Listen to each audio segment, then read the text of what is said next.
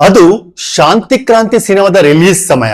ಶಾಂತಿ ಕ್ರಾಂತಿ ಸಿನಿಮಾದ ಮೇಕಿಂಗ್ ಬಗ್ಗೆ ಎಲ್ಲಾ ನ್ಯೂಸ್ ಪೇಪರ್ ಗಳಲ್ಲಿ ಚರ್ಚೆ ಆಗ್ತಿದ್ದ ಸಮಯ. ಶಾಂತಿ ಕ್ರಾಂತಿ ಅಂತಹ ದೊಡ್ಡ ಬಜೆಟ್ ನ ಸಿನಿಮಾಕ್ಕೆ ಕನ್ನಡ ಮಾರ್ಕೆಟ್ ತುಂಬಾ ಸಣ್ಣದು ಅಂತ ಹೇಳಿ ರವಿಚಂದ್ರನ್ ನ್ಯೂಸ್ ಪೇಪರ್ ಅಲ್ಲಿ ಒಂದು ಸಂಭಾಷಣೆ ಕೊಟ್ಟಿದ್ದಾರೆ ಅಂತ ಹೇಳಿ ಕೆಲವು ಕನ್ನಡ ಅಭಿಮಾನಿಗಳು ರವಿಚಂದ್ರನ್ ಅವರ ಮನೆಗೆ ಕಲ್ಲು ಬಿಸಾಡುತ್ತಾರೆ. ಆಕ್ಚುಲಿ ಈ ಮಾತು ಸತ್ಯ ಕೂಡ.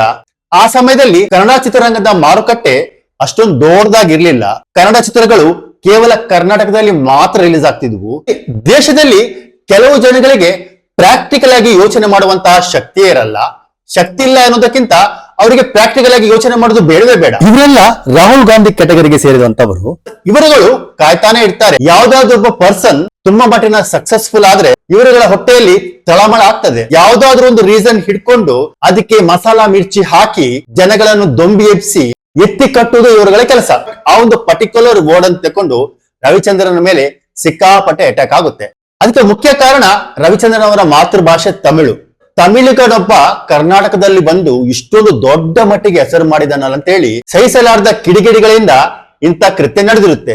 ಆದ್ರೆ ನಿಜವಾದ ಕನ್ನಡಿಗರು ರವಿಚಂದ್ರನ್ ಅವರನ್ನು ನಿಜವಾದ ಕನ್ನಡಿಗ ಅಂತೇಳಿ ಹೃದಯದಿಂದ ಸ್ವೀಕಾರ ಮಾಡಿದ್ದಾರೆ. ಆ ಸಮಯದಲ್ಲಿ ಖಂಡಿತವಾಗ್ಲೂ ರವಿಚಂದ್ರನ್ ಅವರ ತಂದೆ ವೀರಸ್ವಾಮಿ ಅವರಿಗೆ ಅನಿಸಿರ್ಬೋದು, ನಾನು ಯಾಕಾದ್ರೂ ಕರ್ನಾಟಕದಲ್ಲಿ ಸಿನಿಮಾಗಳನ್ನು ಮಾಡಿದ್ದೇನೋ, ತಮಿಳು ಭಾಷೆಯಲ್ಲಿ ಸಿನಿಮಾಗಳು ಮಾಡ್ತಿದ್ರೆ ಈ ತೊಂದರೆಗಳೇ ಆಗ್ತಿರ್ಲಿಲ್ವಲ್ಲ ಅಂತ ಹೇಳಿ. ಇದು ಸತ್ಯ ಕೂಡ. ವೀರಸ್ವಾಮಿ ಅವರಂತಹ ದೊಡ್ಡ ಪ್ರೊಡ್ಯೂಸರ್ಗೆ ರವಿಚಂದ್ರನ್ ಅವರನ್ನು ತಮಿಳು ಚಿತ್ರರಂಗಕ್ಕೆ ಇಂಟ್ರೊಡ್ಯೂಸ್ ಮಾಡುವುದು ದೊಡ್ಡ ವಿಷಯವೇ ಅಲ್ಲ. ಯೋಚನೆ ಮಾಡಿ, ಒಂದು ವೇಳೆ ರವಿಚಂದ್ರನ್ ಅವರು ಪ್ರೇಮಲೋಕವನ್ನು ಕನ್ನಡದಲ್ಲಿ ಮಾಡದೆ ಕೇವಲ ತಮಿಳ್ನಲ್ಲಿ ಹೋಗಿ ಮಾಡ್ತಿದ್ರೆ, ಅಲ್ಲಿಂದ ಅವರು ಸಕ್ಸಸ್ ಪಟ್ಟು ಅವ್ರು ತಮಿಳ್ ನಟನ ಆಗ್ತಿದ್ರೆ ಕನ್ನಡ ಚಿತ್ರರಂಗಕ್ಕೆ ಎಷ್ಟು ದೊಡ್ಡ ನಷ್ಟವಾಗ್ತಿತ್ತಲ್ವಾ? ನಿಮ್ಗೆ ಗೊತ್ತಾ, ಪ್ರೇಮಲೋಕ ಚಿತ್ರ ಪರ್ವರಾಗಂ ಅಂತ ಹೆಸರಲ್ಲಿ ತಮಿಳಲ್ಲಿ ಕೂಡ ರಿಲೀಸ್ ಆಗಿದೆ. ರವಿಚಂದ್ರನ್, ಜೂಹಿ ಚಾವ್ಲಾ, ವಿಷ್ಣುವರ್ಧನ್ ಅವರನ್ನು ಬಿಟ್ಟು ಉಳಿದೆಲ್ಲ ಆರ್ಟಿಸ್ಟ್ಗಳು ತಮಿಳವರೇ. ಕನ್ನಡ ಮತ್ತು ತಮಿಳಲ್ಲಿ at the time Premaloka cinema shoot ಆಗಿದೆ.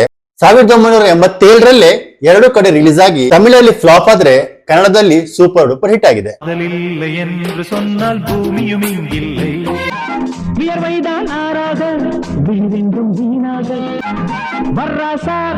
ರವಿಚಂದ್ರನ್ ಅವರು 68 ಅಲ್ಲೇ ಧೂಮಕೇತು ಮತ್ತು ಕುಲಗೌರವ ಎನ್ನುವ ಕನ್ನಡ ಚಿತ್ರಗಳಲ್ಲಿ ಡಾಕ್ಟರ್ ರಾಜ್ಕುಮಾರ್ ಅವರ ಜೊತೆ ಅಭಿನಯಿಸಿದ್ದಾರೆ.